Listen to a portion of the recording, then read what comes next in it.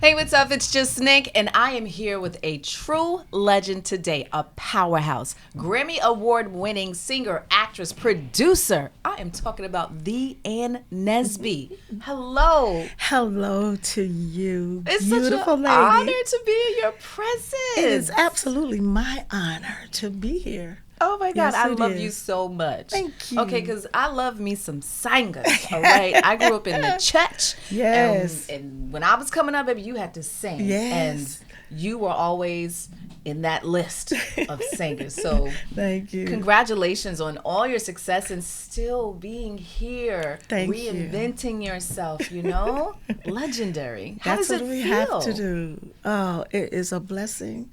I'm excited. I'm grateful because a lot of us didn't make it, and Yes. we're not here, gone too soon. But we are blessed to be a blessing with the gifts that God give us to share, to be a blessing to those young people coming along behind us, Yes. to have this opportunity to share like the pioneers did for us. Yes. Um, it's been a decade since I've been out.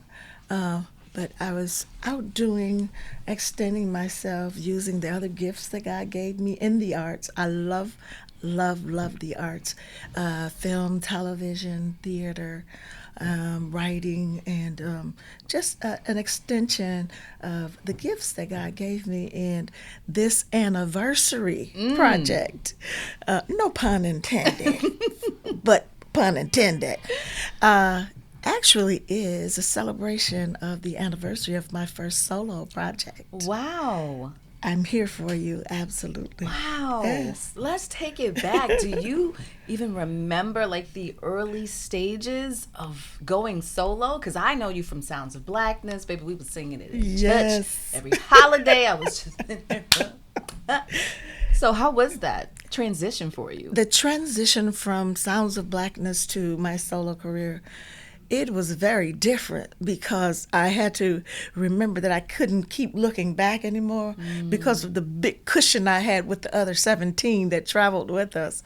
So, venturing into my solo career, I had some kind of feeling for that because, of course, I grew up in the church, That's like right. you said, the training ground for all those great R&B singers that we get to witness. So, starting venturing into my solo career, it was awesome because I had so many mentors before me, such as a Patti LaBelle, Gladys Knight, and of course the group, even with Sounds of Blackness, taking on our first tour at the top of the pole with Luther Vandross for the Power of Love tour. So understanding and seeing him with his professional self, how Listen. he handled his career and being able to be there to understand how things work, and him being so warm and inviting and allowing us to share. And you know, so many times people say you have to pay your dues and you have to work your way. It was a blessing from God that He allowed us to start Wow. with the Luther Vandross for our first tour with Sounds of Blackness. Wow. We were actually having a release party for Optimistic, and we were on Arsenio Hall. Um, we got back to the A&M lot to celebrate the release of The Journey of the Drum, the very first project with Sounds of Blackness, and got a call from Luther Vandross's camp. Said, I want that group. You know how Wow. Luther was. Mm-hmm. I want that group to tour with me and sing the power of love. Wow. So God really blessed us and allowed us, not only Luther, but to even begin my career with Jimmy Jam and Terry Lewis, two of the most renowned producers of our time, to be able to be with them, being producers, artists, and then label owners themselves in conjunction with A&M Records. Yes. So being able to learn from them and understand how the business worked, they already had an option for my solo career even before I had signed with Sounds of Blackness. So they took their option, and then I had to step away from the group at that point.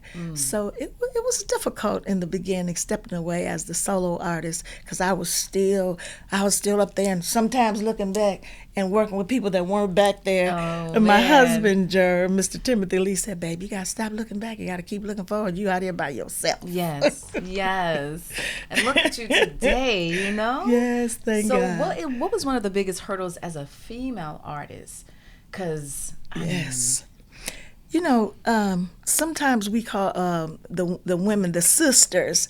Of course, Angie Stone, who we miss and Rest in love, peace. one of my sorors and Zeta Phi Beta.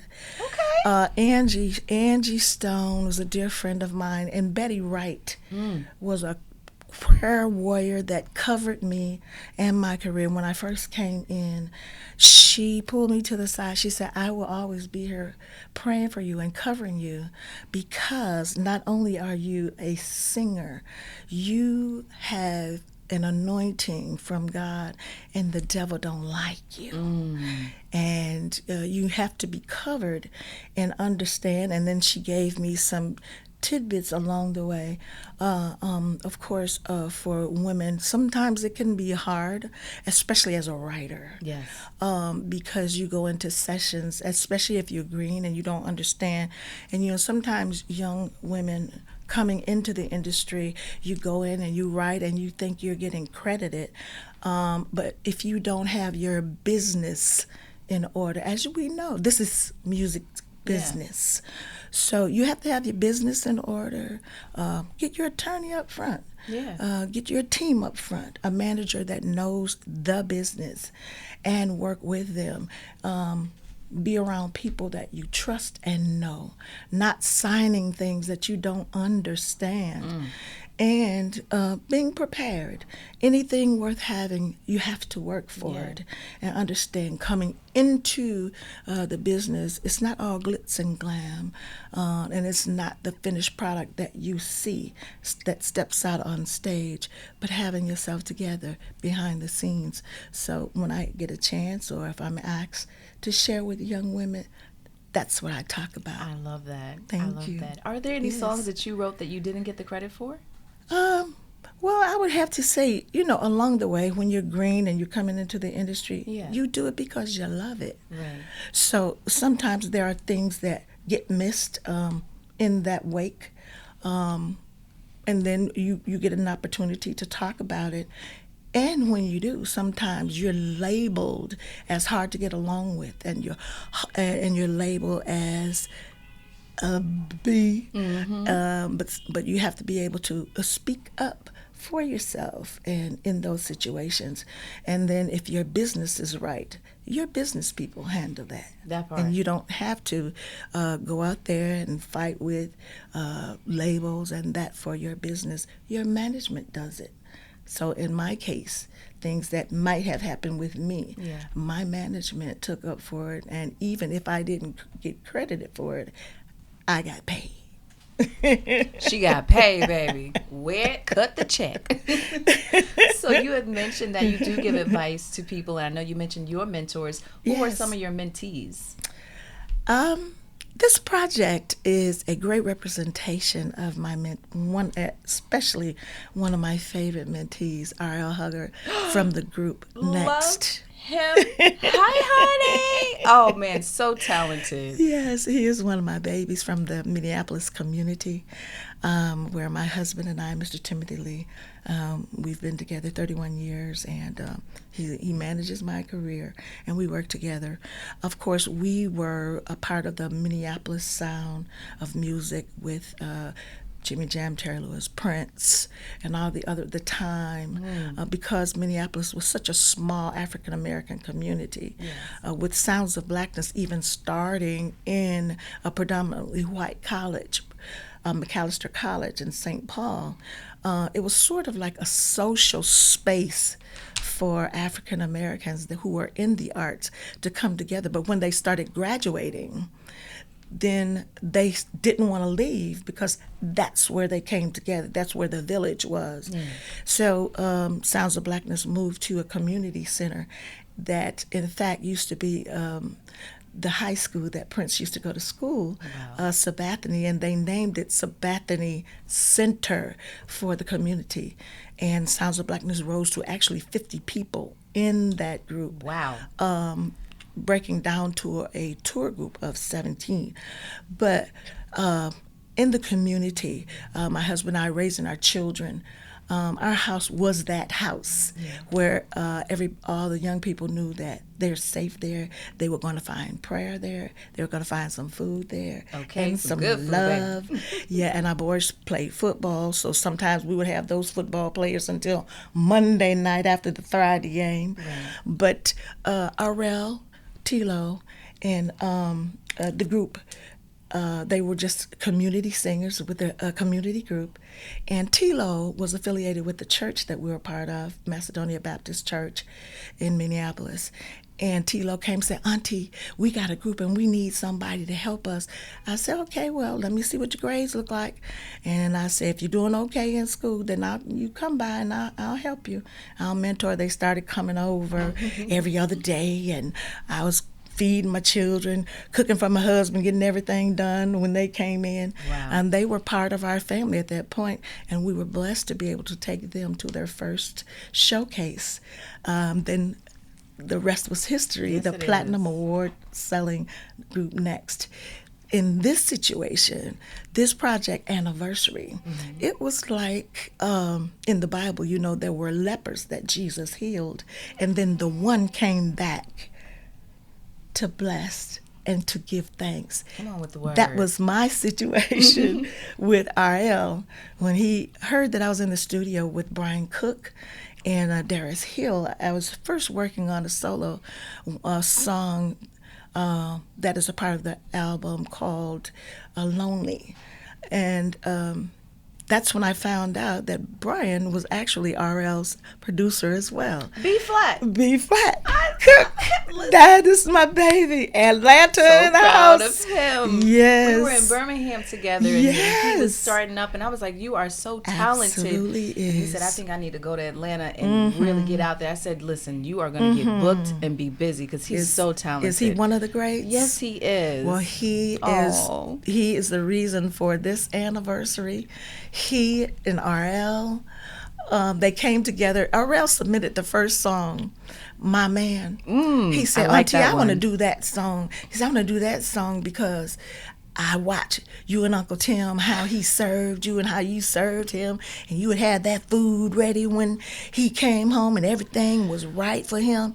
He said, "And you know what?" He said, "I treat my family, I treat my wife like that because of what I saw you all doing." Wow. I said, "Well, you know what, Ariel, I'm really blessed by that." He said, "Well, this song is called My Man." He said, "How you have food on the table, fresh from the stove, then stopped by the cleaners, picked up his clothes, and you know that he tired, so you do all that you can, because he your man." So that's how that came about. We were having that conversation, and when we started collabing, it came together like that.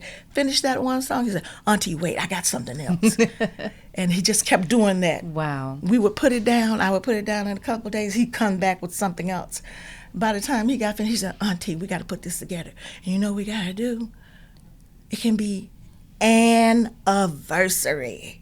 Wow. So that's how the name of the project came I about. love it. And he just kept coming back and bringing songs, and we were laughing and talking about how I would be talking to my boys when they started dating and having little girlfriends. That song, "Mine Ain't Gotta Worry About That." When they start calling the little girls and girls not calling them back and they looking sad.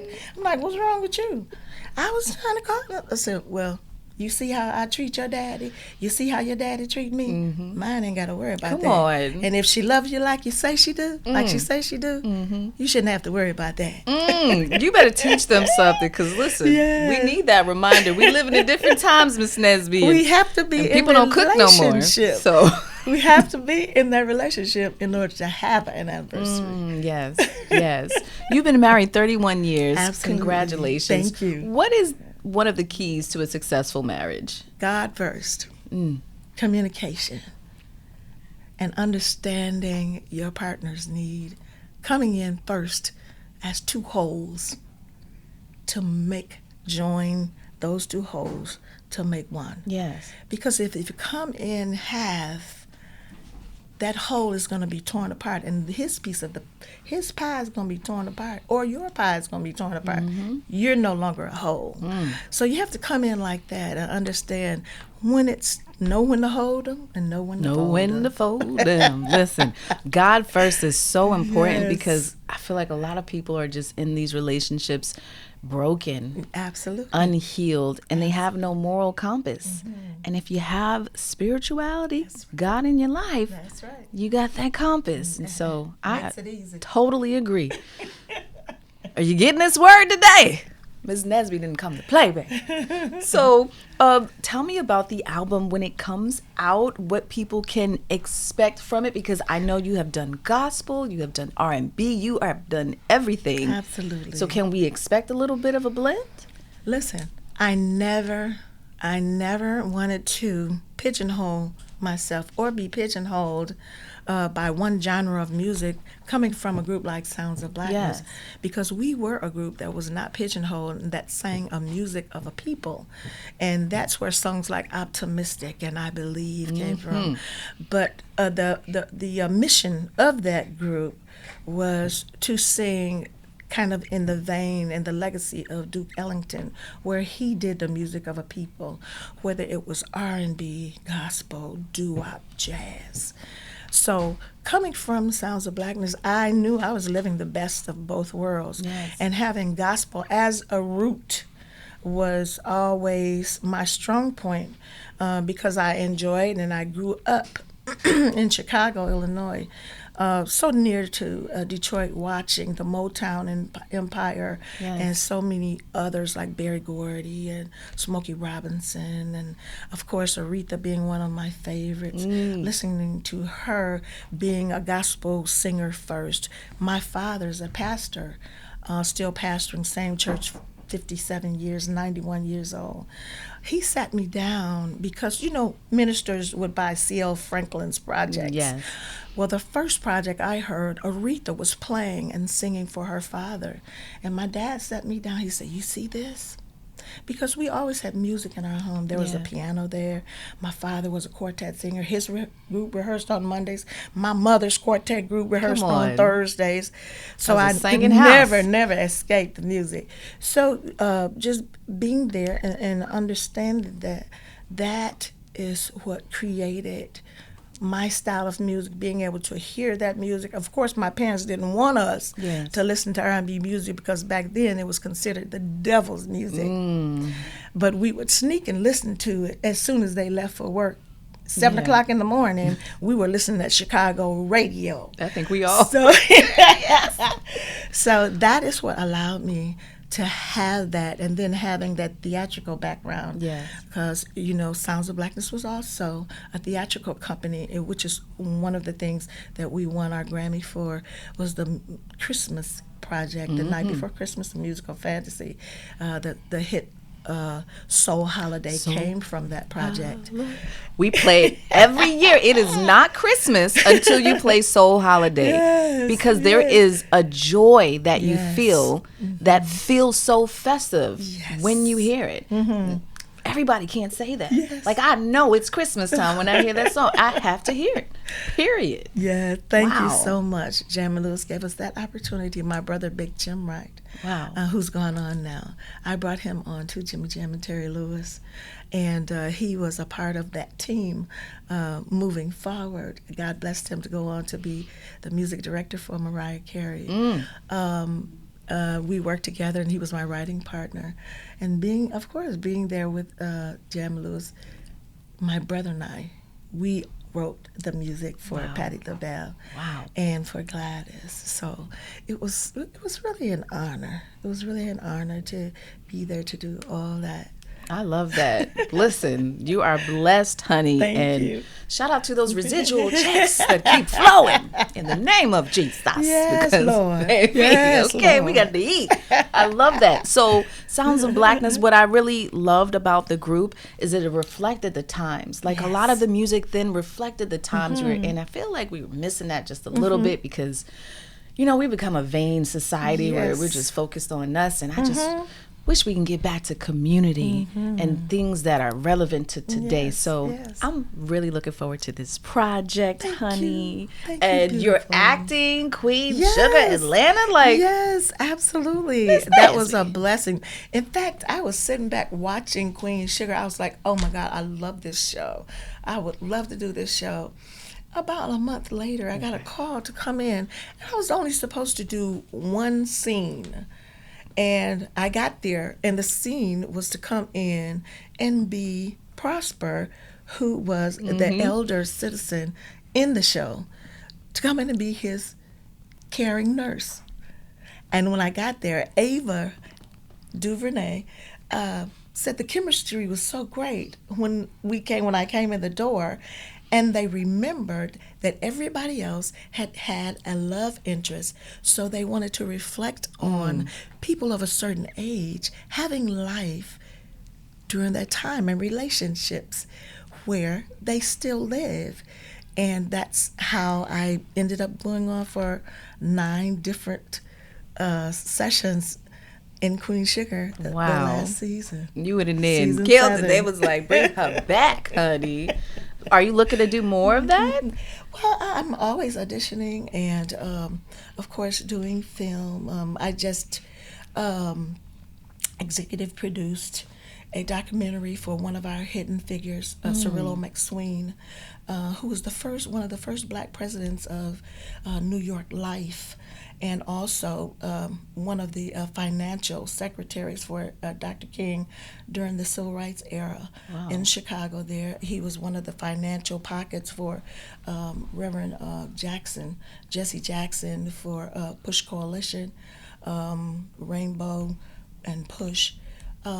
He was one of the first African American brothers to have to win the Golden Arches with McDonald's, having several locations. But his was very special because school districts would bring their students by the busloads to come in and see all the Black history that he would have posted and the music that he would play. Being there in Chicago myself, we would be there, and it was an environment of African American culture and pride.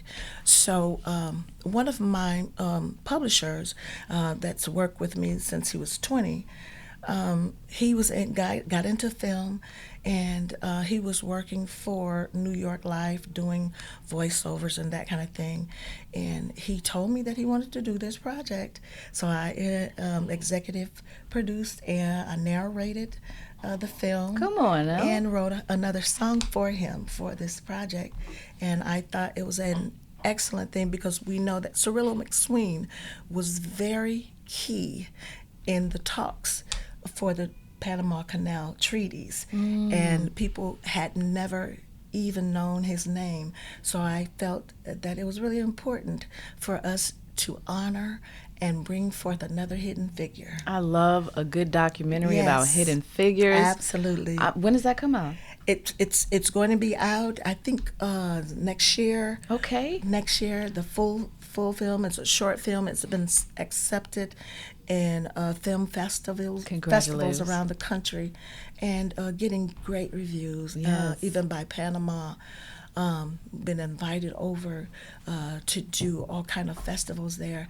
So God has really been blessing us with that. My first executive producer. Come on, you better wear these hats, Miss Nesby, and this outfit, by the way, which it's beautiful. Thank you. I love it. So what do you want to say to your fans about just anything they could look forward to with you in the future? Because y'all see she's everywhere. I need y'all to first go get Anniversary. Okay, that's number 1.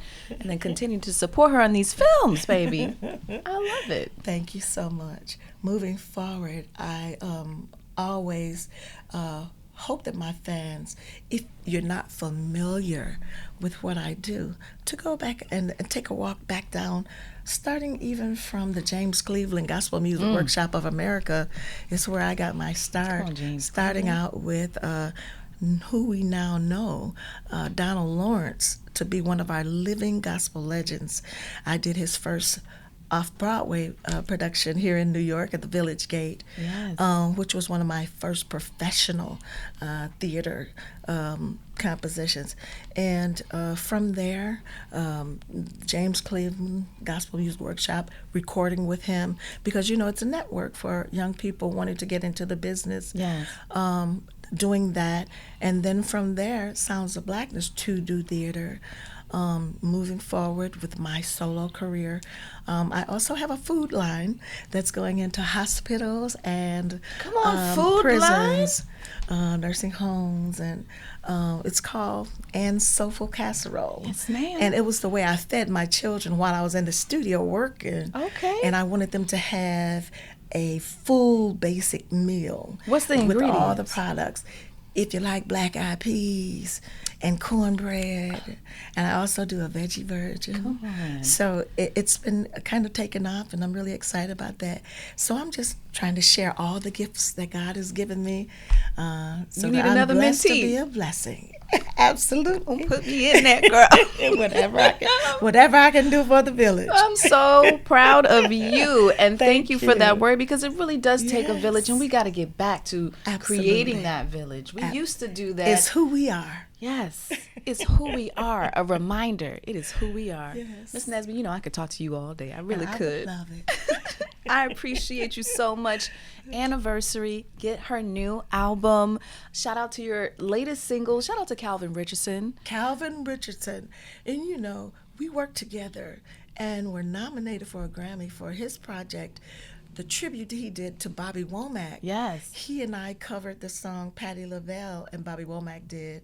We were nominated, and that's the reason I called Calvin in, because my brother, Big Jim, and I were getting ready to do a project. When he passed, I was just to lay those vocals down. Yeah. And the duet was with he and I. And I said, I know the voice that can do it. I called Calvin, not a hesitation, because, he's one of the most soulful voices of our time as well. I'm not gonna lie.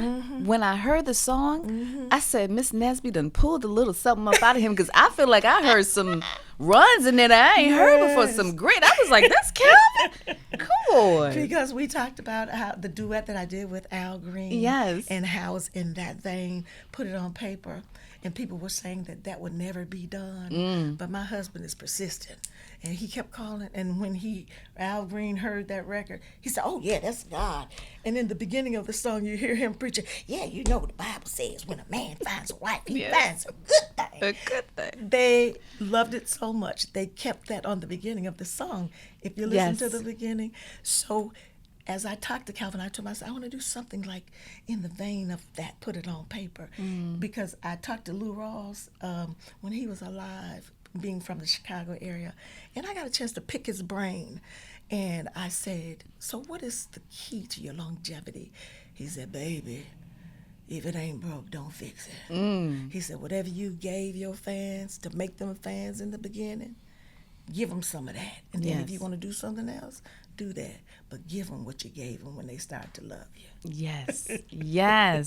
You just get it. You understand. See, I feel like people like you, Charlie Wilson, like you really understand how to stick around, how to stay relevant. And it's because y'all can sing too. It don't hurt that y'all can sing. Thank God. Thank God for the vocals. Okay. I appreciate you so much. It's been amazing talking to you. Thank you. And thank y'all. It's WBLS with the legendary Ann Nesby.